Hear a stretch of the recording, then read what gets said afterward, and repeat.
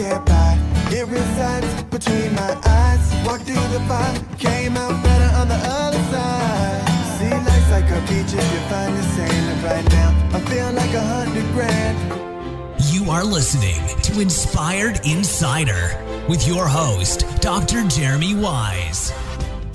Dr. Jeremy Wise here, founder of InspiredInsider.com, where I talk with inspirational entrepreneurs and leaders. I'm going to introduce in a second Chris Peer of Sync Show. Before I do, Chris, I always like to point out other episodes people should check out. Over the past 10 years, I've had some amazing guests on, the founder of Atari, P90X, RX Bar, but I like hearing about maybe people that aren't well known, their companies aren't well known. And there was one that I had on recently, Wes Matthews of High Level Marketing. He talks about how he grew his agency to over $6 million and then sold it. And he talks about the process of selling it. And it's just a really interesting interview.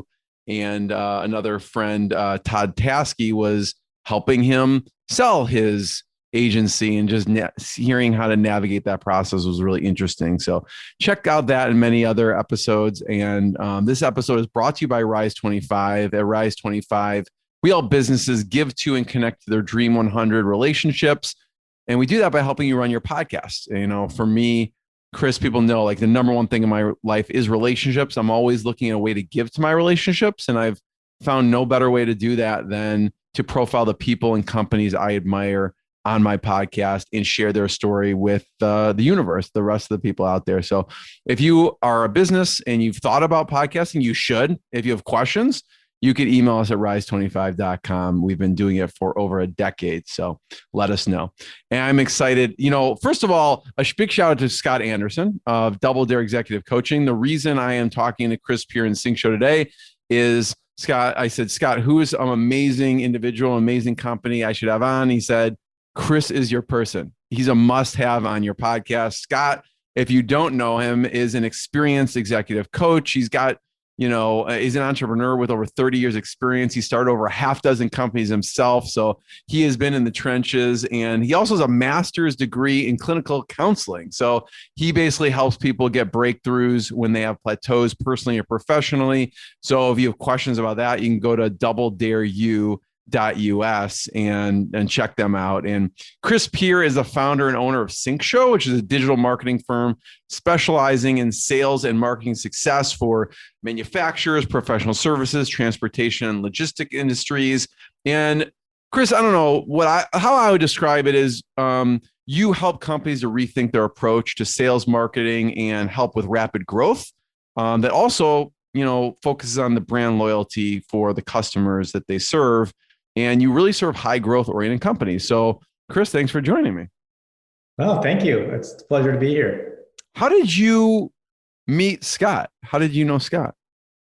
Funny, Scott reached out to me via LinkedIn and he said, hey, I want to connect with you. I'm a coach, an executive coach for agency owners. And I get 1 million LinkedIn and emails a day, and it stuck out to me. So I what stuck out? Why did that stick out? Highly specific, just very direct. There's not a lot of coaches, executive coaches, that focus just on agency owners. And so I called him immediately, talked to him, and he's been a fantastic executive coach. So can't say enough positive things about Scott and the experiences I've had with him. That's great. Yeah. We all need a coach. I mean, even like high performing athletes, they have coaches for nutrition and conditioning, like every aspect of their life. And so often we neglect that in ourselves sometimes, I guess. Right. Yeah. So talk a little bit about Sync Show and what you do. Sure. So Sync Show is a marketing agency, as you mentioned, Jeremy, and you pretty much summed it up. You nailed it. We work with high growth companies in only 3 verticals. All business to business. And those verticals are transportation and logistics, manufacturing and distribution, and the professional service firms that serve them.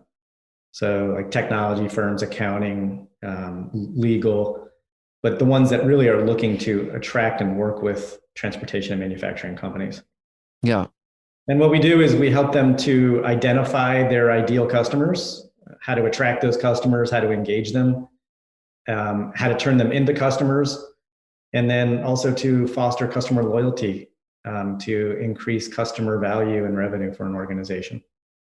And we did that all through communications, everything from website development to inbound marketing to outbound account-based marketing and value proposition work. You know, Chris, you're a rare breed that has been doing this for almost a couple decades now. And I was watching a video of when you first started. I can't remember if it was in your basement or your attic or some small room.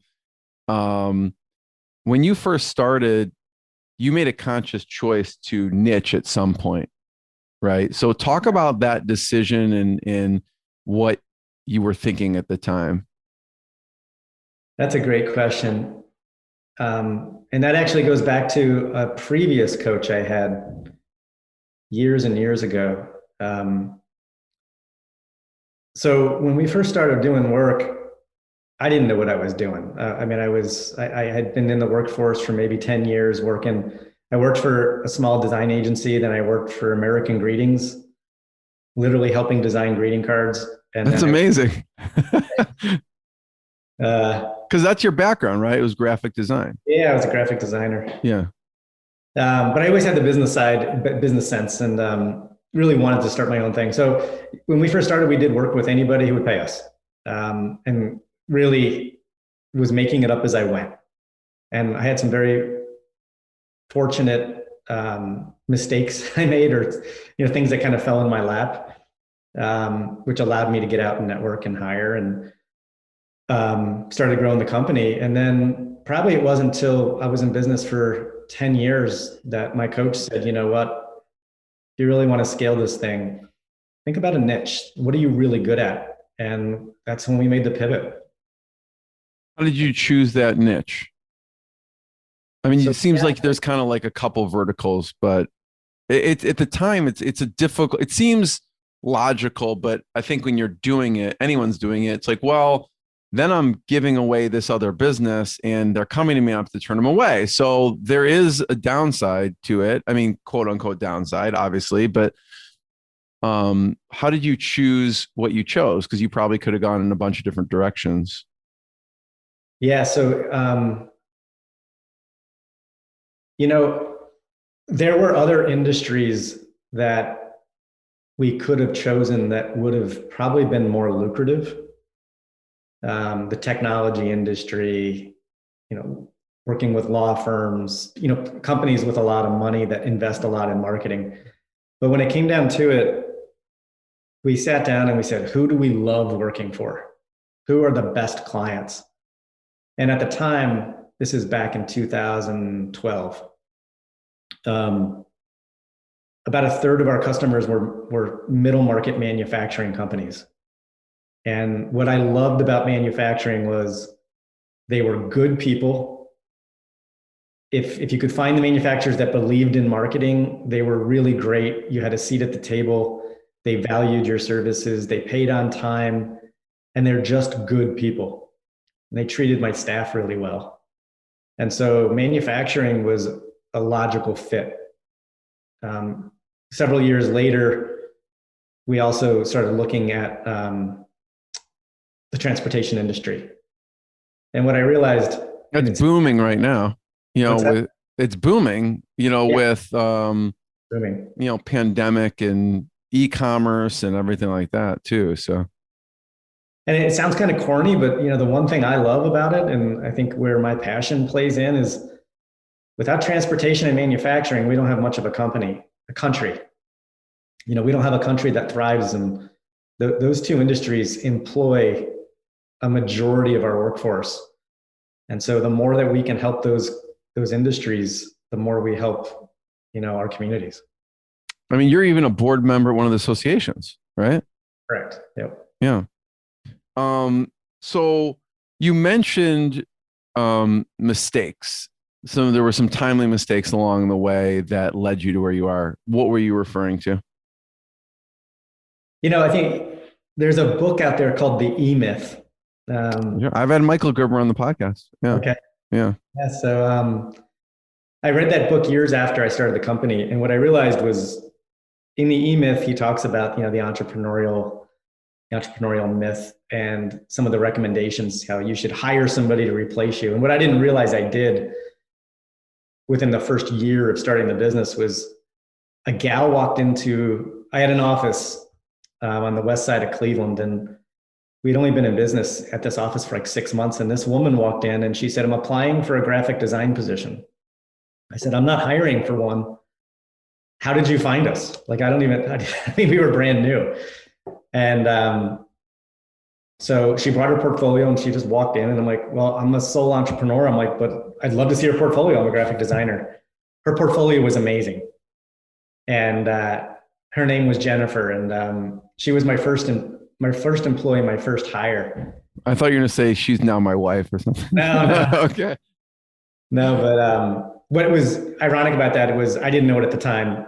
And it was kind of like a fortuitous mistake. It allowed me to start running a business as opposed to being a graphic designer. I wish I could say it was intentional, but it wasn't. But it really helped to start scaling the organization. Chris, what are some of the evolution of your services? So like, obviously I could see how you're, designing greeting cards. So are you offering graphic design services? And then how do you evolve into these other services? Yeah, so the marketing industry is evolving so quickly, and especially over the last 20 years with digital and the internet and all the capabilities that it brings today. When we first started out, we were primarily a corporate identity and branding company. That was my background. I loved working with corporate identity and branding, still do, but I don't do the design work anymore. As the internet became more and more prevalent, we started building a lot more websites. And then, as the technologies enhanced, the analytics and the data and the metrics became, more and more important. And back in 2011, 2010 timeframe, I had a business partner up to that point. I brought in a business partner about four years into starting the company. And then 2011, 2012, we decided to part ways. He's a great guy and he had a great vision. Just, it was a little different than mine. And we were headed in different directions. And he wanted to be more of a software tech company. I wanted to be more of a service company. And it was at that point that we really started to morph as an organization and focus on return on investment, analytics, and data. And what was ironic about it was one of our largest clients at the time, who happened to be a relative of my business partner, we were doing their marketing, had just built their website, and they had just landed a $20 million account in the automotive industry. Pretty darn good. Pretty darn good. And we knew the lead came from us. The website had generated the lead. And 6 months later, their VP of marketing quit and he replaced him, and that VP fired us. And I remember saying, if we can't keep a family member, it was my business partner's cousin, after getting them 20 million in revenue because we couldn't prove the lead came from us, and make it discernible, then we're screwed. So I said, we have like best case scenario, right? Like family member, we get them a ton of business, right? And yeah. It's crazy.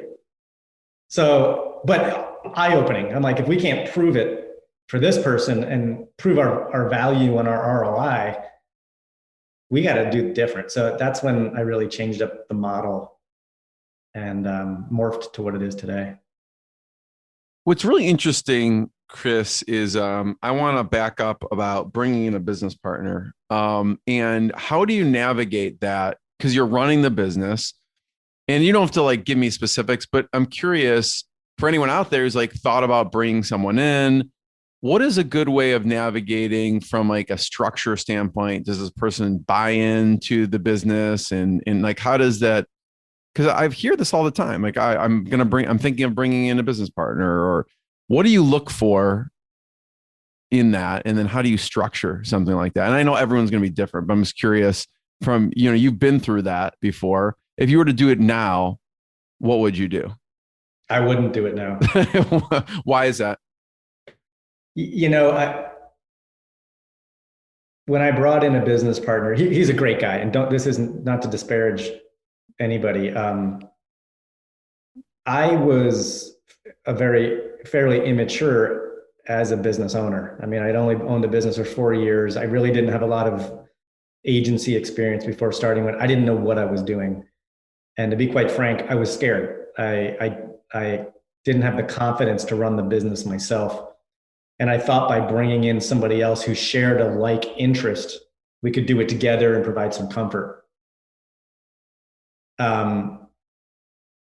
It was great for several years, but I wouldn't do it again. I just, if I was going to bring in a strategic partner, it would definitely have to be for a very strong value reason.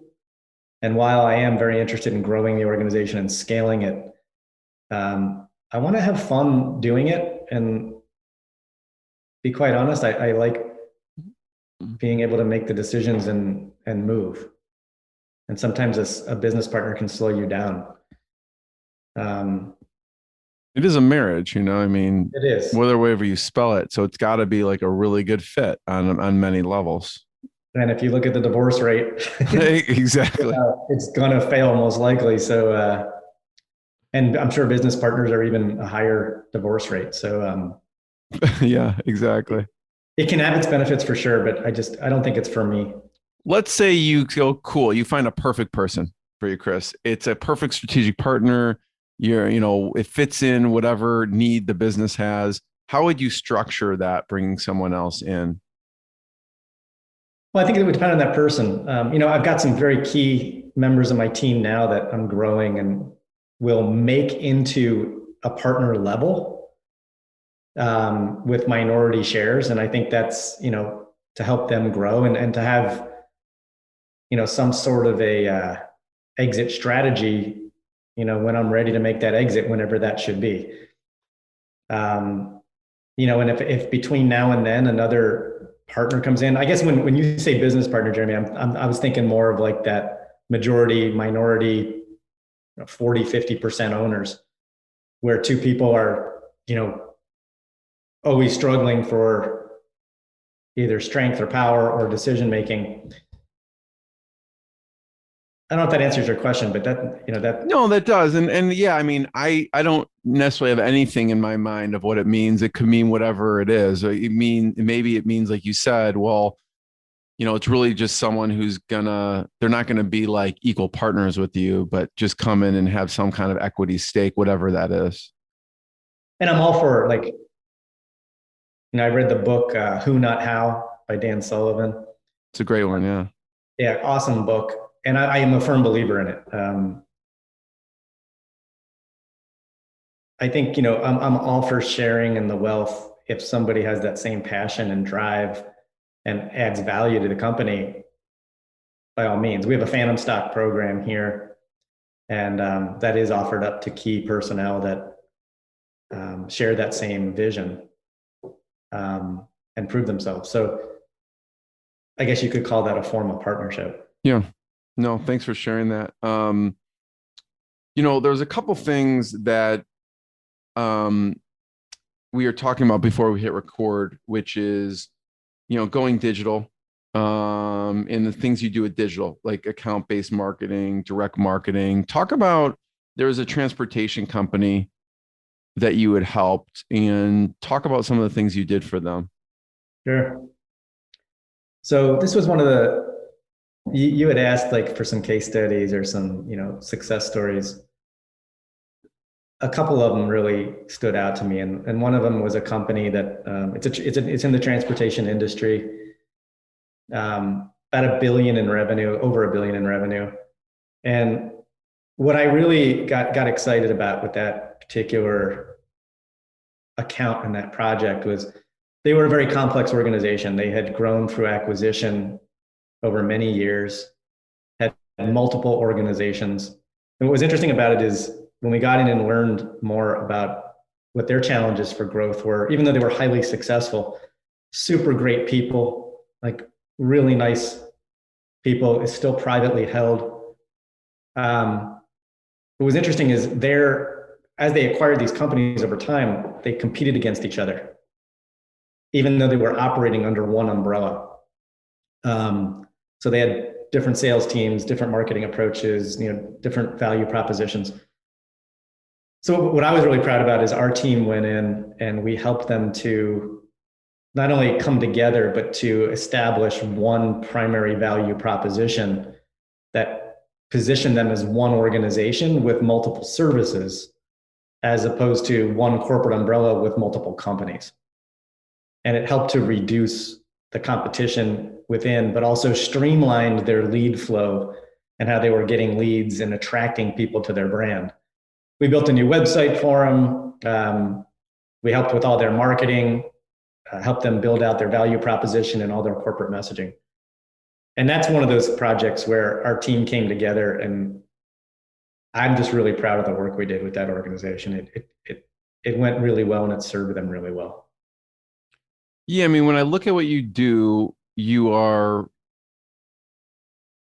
essentially really helping people with inbound marketing strategy and execution. What were some of the things that with this transportation that would be an example, or you can talk in more detail about from like the inbound side of things? Yeah, so inbound's definitely a big piece of what we do, but inbound's changing. So we're putting a greater and greater focus on multi-channel marketing with more direct marketing today. What we're seeing in the industry, I'll answer your question in a moment, but what we're seeing in the industry by and large is that, for the last 10 years, content marketing and inbound marketing has been the big push. Now the internet's filled up with a lot of garbage and a lot of content that nobody wants to read. And so, there's definitely still a very important piece of your marketing that needs to be inbound. But if you really want to drive the leads, you're going to need to take a multi-channel approach. So to get back to your question, with this particular company, we did start with an inbound approach. And that approach started with getting their value proposition and their corporate messaging nailed down and solid. So we did competitive analysis, and we really looked at how they were going to market and then how to position them differently. Once that was completed, we then built the website. And then once the website was completed, we started with search engine optimization and content marketing and advertising. And, we still work with multiple divisions of that company. When you say direct marketing, give me some examples. Like I always think of like sending direct mail, but I think that it's obviously broader than that. What are some examples of when you're in your mind, when you say direct marketing, what does that mean to someone listening? Yeah. So when you look at marketing and the main types of marketing, inbound marketing is really popular today. It's been for a while. And to some degree, that's a fishing approach. You're putting bait in the water, maybe some chum. And what you're trying to do is attract the people looking for your product or services. But as traditional sales works, sales would make outbound phone calls. They would, do advertising. And some of that is inbound or fishing, but you also need to go hunting sometimes. And oftentimes our clients have specific clients that they're trying to bring on. Maybe it's a specific number of clients within an industry or just a very targeted market. It could be a geography or a company size or an industry, as I mentioned. So that would be what we call more direct marketing or account-based marketing. And in that particular case, you're trying to what we would do is get our customers' brands in front of real people, employees at those organizations. Ideally, their ideal customer profiles, which would be their specific buyers. And build that trust over time so that they're more likely to get that win. Yeah. Of course, I'd love to hear some creative examples, either that you've seen or done. I love hearing these stories. Like I've heard people sending swords, people sending signed helmets of their favorite player. What have you seen or done that got your creative juices flowing with sending out something direct to a potential customer? So, we really don't play in that space as far as like the Okay. direct mail creative piece. Um, I recently joined an agency mastermind group. Mm-hmm. And actually, you can see that box right behind me. That was a really creative way to get me involved in that group. The owner of that group is Joey Gilkey, is his name. I know Joey. Yeah. Yeah. Yeah. So Joey's been on the podcast also. If you watch Joey's, one of my favorite interviews, because he played college football. So I clipped in some of his college football highlights into the front of the interview on like ESPN or something like that. So anyways, yes, Joey is great at that. Totally. yeah, so I mean, I just joined the group, but I wasn't expecting to get something in the mail. I get this customized box in the mail with a really nice bottle of bourbon and two etched, bourbon glasses. I think that was something I was having a bad day that day. I got home and opened the mail. I was like, holy crap, this is bad. He's This just made my like, day. Yeah. he's enabling drinking. Like, I had a bad day. Like, oh, I got a bottle of bourbon. Okay. With some good bourbon too. So, I think other creative things that we've done, I can't say we've done something as cool as like a direct mail piece like that, but we work more in a tactical way on social media and creating valuable messaging that will get in front of people. Yeah. And then delivering that into people's inboxes, whether it's through personal social outreach or email marketing, or maybe it could be a direct phone call. Yeah. Were there any, when going back to your American greeting days, were there any cards that you designed or that you saw that stuck out? Oh, geez. Because Yeah, it's that sort was- of like the same. I feel like it's sort of flexing a very similar muscle. Like what you did then is, someone has to look at it like on of a sea of cards, and you have to be like, oh, this is, and they have to pull it and they have to see the messaging's got to be on point enough to buy it to give to a loved one, right? So there's a lot of similarities there. There are. I wish I was that sophisticated when I was 25 years old, and I'm 50 now, so that was 25 years ago. But greeting card design and creation back then was an assembly line. It was really amazing. They had 120 creative artists at American Greetings. It was like the second largest art studio in the world. Wow. So somebody would literally design the illustration. We had painters and such, and then somebody would write the writing or the editorial. I was one of the ones that would put it all together and get it ready for printing. It wasn't glamorous, but it was fun. I learned a lot there. So, did you bring some of those things operationally into your business, like just observing at the time, like looking back, maybe at the time you didn't realize it, but you kind of saw this big organization, how it was run. Do you take any lessons from those days? Absolutely. I worked for Ernst & Young for 5 years too. I took a lot of those business experiences and on project management and traffic management, profitability, really, how do you make money at this? And who are the people that need to be involved? In the E-Myth, we talked about that, as the doer, as the graphic designer, I'm sitting there going, well, I can do this better. My boss is not doing it the right way. I can do it better. I'm going to start a company and do it myself. And then you quit and you start your business and you realize, oh my God, I'm way over my head. Like now I know why they didn't do it that way. So you take as much as you can, sure. I want to go to Chris. There's a manufacturing company that you helped, and talk about that a little bit. And you started off kind of with the go-to-market strategy.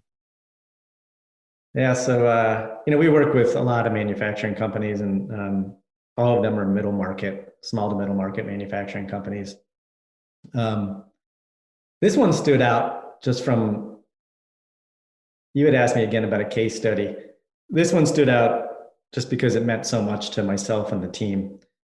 Uh, I met one of the owners of this manufacturing company through some personal hobbies. And he said, "Hey, I'd really like to talk to you. I think we need marketing. I think we need a new website."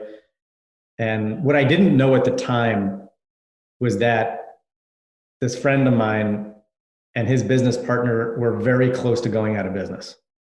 I didn't learn that till years later. They had actually cashed in their 401ks. And like I mentioned earlier, manufacturing, most of the manufacturing people we work with are really great people. Their team didn't know that they had cashed in their 401ks to cover payroll because they didn't want to lay anybody off. Mm. The bank had called their loan and their capital equipment loan, and they were just really struggling. And here I am, I go in and they need to invest. It was over $100,000 in a website and marketing services over a year's period of time that they couldn't afford. They always paid on time. I mean, you would have never known it.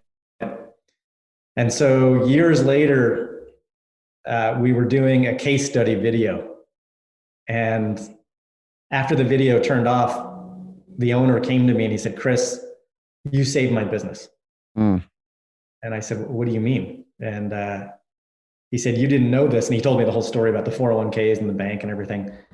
And he goes, "Here I am, I got to spend all this money that we don't have." And he goes, "It was the best thing we ever did." A year later, he actually terminated services with us. And when I asked him why, he's like, "We are getting so many leads now. I don't need you." He's like, the basis you gave us helped propel their growth. And I'm still good friends with the guy today. We were supposed to go fishing just a month ago. That's like it's a great way to be fired, but a terrible way to be fired. It is. Right? But, you work with somebody for several years like that, and he's referred me to a lot of other companies. And you get the engine going and it runs. But that made, that when I still think of that, it makes your day. I mean, it's just, you don't realize the impact you can have on somebody by doing your job, That's amazing. Because tactically, what were some of the things that you'd recommend others doing that, in that situation, you started this engine of growth and incoming leads? What were some of the things that were critical in that, putting that together? One of the challenges in working in the transportation, logistics, and the manufacturing and distribution industries is, for the most part, they're kind of old school when it comes to marketing and sales. I would say they're laggards behind many other industries, and they've been selling a certain way for a really long time. Usually, it's word of mouth, it's relationships. And they typically have, a lot of the companies we work with, it's the same story over and over and over again. So what I recommend for companies like them is to really think about how their competition is going to market, and that they need to embrace some of the changes that are the way businesses do businesses today. They may have a great reputation, they get a lot of business from word of mouth, but what happens when that runs out? So they go on these peaks and valleys of, "Oh my gosh, we got to lay people off. Oh my gosh, we're too busy, we need to hire people." And with the labor shortages today in both of those markets, it's really difficult. So establishing a very strong value proposition and messaging, and really understand what you do and who you do it well for, is critical. And then having a website that attracts people and communicates that value proposition is critical. And then the final piece is having a sales process and a CRM system so that you can track your pipeline and your revenue potential and your growth potential. A lot of companies tell me, "Well, Chris, I don't want to get too many leads because I'll be too busy." I hear that a lot. I heard that this morning. Well, wouldn't it be great to pick the best of those leads and pick the most profitable projects as opposed to just being busy? So those are the key things. Yeah. Talk about that mindset for a second. It sounds like there is sometimes when you're talking, not you, but anyone to organizations, there's a challenge of showing the importance of marketing. It seems like in some of these industries, even more so because they're used to doing things a certain way. How do you explain to them when they're used to doing things maybe, oh, it's worked, we've done this for 20 years. Why would we, do this? What do you say to those companies to talk about, to get over that hump of the challenge of doing something new, kind of bringing it to current, I guess? So what I've learned over the years, Jeremy, is you can't have that conversation with somebody unless they're in pain. If things are good, and they are just limping along, like I have one business owner tell me, he's like, Chris, I don't want to grow the business. This is third generation. My grandfather started it. I'm now running the company. I just don't want to screw it up on my watch. So I don't want to take any risks. I can't have that conversation with that person because they're just not willing to listen because it's just status quo. So, you mentioned it earlier. We typically focus on working with high growth organizations. So these are companies that maybe they're not experiencing high growth, but they want to, and they're committed to it. And that could be, in small companies and large companies. But if they're not in the game to really move the needle, then to be frank, we don't want to work with them. Interesting. I had a conversation this morning. I've had 2 sales calls this morning. One of them I had a sales call 2 weeks ago with, and he said, it's a manufacturing company. They're looking to double revenues in 5 years. And he's like, this is great. I want you to meet the leadership team on the next call. So I called him today to schedule that. And he's like, we decided we're going to do an ERP implementation. It's going to take 12 to 18 months. So here's my approach. And I said, how are you going to double your revenue in 5 years? Are you really committed to it if you're going to put off the website and all your marketing for 12 to 18 months? I'm like, it makes 0 sense. Like your website today. Valid point. Your website today is actually hurting your business because it doesn't represent you well. And he finally, he said, he's like, oh my gosh, you're right. Which kind of surprised me in a good way. Yeah, so the company has to be in the mindset that they need to change, they need to grow. I mean, that's great. I mean, you have to push back a little bit on people, I guess, because they're probably doing what they're used to doing and it's out of their comfort zone. They're probably like, oh, let's just do this first because they've done that before. And you're like, well, you said you wanted to do this and that is not accomplishing that. So it's probably out of their comfort zone, I imagine, right? For you to say that. Very much so. And, especially in manufacturing, a lot of them don't have a budget for marketing unless they're, a much larger organization. They've never really done marketing.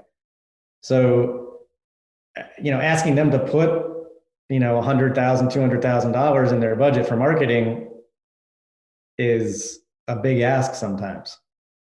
So what do you compare it to in that situation? Do you compare it to, it's like you spending on a piece of equipment? How do you bridge that gap? Because that's a big gap, especially even with someone who does spend on marketing. You say, hey, do you want to spend 6 figures on marketing? It's not like, yes, all the time. And then you have someone who they don't even have a budget for marketing. And I don't mean to sound coy, but yeah, go ahead. I try not to have those conversations anymore. Like I don't want to be in the business of selling marketing. I want to be in the business of selling why SyncShow is the best choice once they've made a decision to do marketing. Mm-hmm. So if companies have not worked with an agency before, first questions I'll ask them are, do you have budget? And are you committed to this? And if the answer is, well, not really, we haven't decided that, I'll immediately give them some general pricing just to see if we're in the ballpark. And if not, then no, let's not waste time here. Because I don't want to, I'm not in the business of being an evangelist for why you should do marketing. Yeah. No. Yeah. I mean, obviously when you show the value of what they're going to get, it far outweighs whatever they're going to spend anyways. So I can see that, but it's almost, in certain industries, it's changing someone's paradigm and their mindset a little bit throughout the process of talking to you. I imagine if they go from not used to doing this in a totally different fashion to doing this in a different fashion, and we don't even market, it's a big gap, you know? Yeah. So, but no, thanks for sharing that. That's helpful. And that is helpful to think of, you know, the qualification is like someone's mindset also, which is they have to be kind of growth oriented or experiencing a pain, or it's not going to work, you know? Yep. First of all, Chris, I want to thank you. I have one last question, but thank you so much. Thanks for sharing your knowledge, your decades of knowledge and experience. I want to encourage everyone to go to syncshow.com. That's SYNC show.com. Check out more, especially if you are in the industries that I mentioned in the logistics, transportation, professional services, manufacturing. Check out syncshow.com. So, Chris, last question. I would love to know, you know, you mentioned the E-Myth and a couple of the resources. I'd love to know any books or resources out there that you've liked and that you've learned from over the years that other people should check out. No, so I mentioned Who Not How. That one was probably one of the most impactful for me. E-Myth was great for, in my opinion, more for startups. I've referred that to a number of employees that have left to start up their own companies and some people I mentor. I just finished a book called The Comfort Crisis, which was maybe one of the best books I've read in 5 years. It's not per se a business book. It's more about getting outside and enjoying life, and it's a little bit of everything. But that was a great book. Yeah, I'd say those are. Right. You know, I'll check that out. Yeah. First of all, thanks, Chris. Check out syncshow.com. Check out Rise 25. Check out Inspired Insider, and you can check out Sky Anderson too. Thanks so much, everyone. Thanks, Chris. Thank you. It's been a pleasure. I really appreciate it. What I got, you can't buy. It resides between my eyes. Walked through the fire, came out